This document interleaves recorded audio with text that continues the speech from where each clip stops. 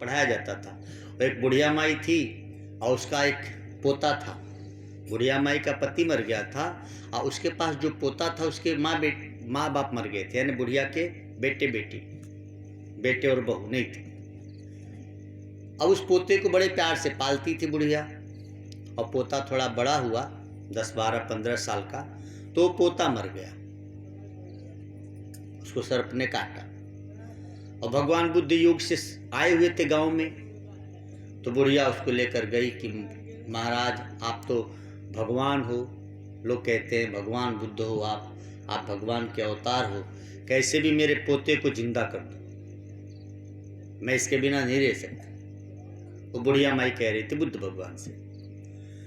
तो भगवान बुद्ध ने कहा कि तेरे पोते को तो मैं जिंदा कर दूंगा, बिल्कुल आसान है माई, तू थोड़ा सा मुझे 1 तोला सरसों ला के दे दे। अब 1 तोला सरसों तो क्या मान रखता है, 1 तोला मन इतना सा होगा। बुढ़िया बोली बस अभी लाई, 1 तोला तो मेरे घर में ही है। बोले नहीं, लेकिन पूरी बात सुन, 1 तोला सरसों ऐसे घर से लाना है जहां किसी की मृत्यु न हुई हो। अब बुढ़िया पूरा गांव लगी घूमने, रोते बिलखते जाती कि भैया 1 तोला सरसों का सवाल है, आप दे दो तो मेरा पोता जिंदा हो जाएगा। लोग कहते हैं माई 4 तोला 10 तोला लेके जा, लेकिन एक बात बताओ, तुम्हारे घर कोई मरा तो नहीं? ले, ऐसा कोई घर है जहाँ कोई मरा नहीं? अरे बोले अभी तो 2 साल पहले मेरा बाप मरा था। किसी ने कहा 4 साल पहले मेरी पत्नी मरी, तो मेरा पति मरा, तो मेरा बेटा मरा। यानी माता वो जो थी, बूढ़ी माता जो दुखी थी, पूरा नगर नगर डगर डगर घूम गई, कोई ऐसा घर नहीं मिला जहाँ कोई मरा न हो। और जब शाम को भगवान बुद्ध के पास पहुँची तो बुद्ध ने मुस्कुराते हुए पूछा, माँ तुझे तोला मिला, सरसों लाई? बोले भंते सरसों तो नहीं लाई, लेकिन मेरा दुख जरूर मिट गया। क्यों? बोले मैं घूम कर ये जान गई कि क्या अमीर, क्या गरीब, क्या सत्तावान और क्या बेचारा कैदी, सबके यहाँ मृत्यु हुई है, कोई इससे बचा नहीं है। मेरा पोता मर गया तो क्या बड़ी बात। तो बुद्ध ने क्या किया, समहात्मा सुदुर्लभ, ऐसे महापुरुष की शरण चली गई थी कि उसका दुख मिटा दिया। कुछ दिया नहीं, कुछ लिया नहीं, लेकिन फिर भी सदा के लिए उस बूढ़ी माता का दुख मिटा दिया भगवान बुद्ध ने। तो ऐसे महापुरुष की जब हम शरण होते हैं तो हमारा दुख मिटता है।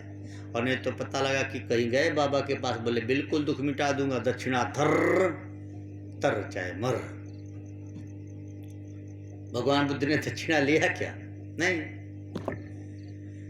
बहुनाम जन्मनाम अन्ते ज्ञानवानां प्रपद्यते, वासुदेव सर्वमति स महात्मा सुदुर्लभ। ऐसा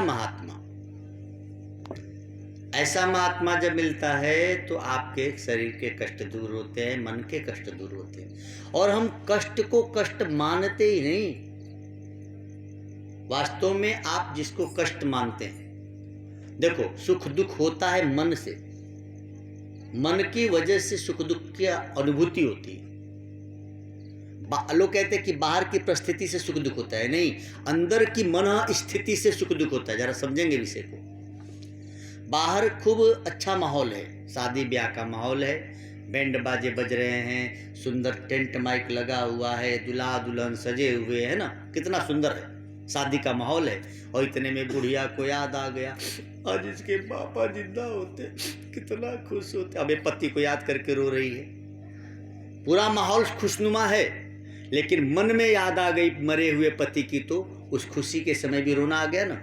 यानी बाहर की परिस्थिति से दुख नहीं होता, दुख होता है मन की स्थिति से। हमारे मन में क्या चल रहा है, ये दुख का कारण है। आप गहना पहनो, सारे गहने आपने पहने हैं, कुछ गहने पहन रहे हो, अचानक याद आ गया कि इससे पहले तो इससे भी बढ़िया था, खो गया। अब खो गया, इस समय है दूसरा नया, लेकिन फिर भी इसको पहनने का सुख नहीं है, उसको खोने का दुख हो रहा है। वो भुला गेल है काली माई। तो मन से दुख होता है, मन से ही सुख होता है।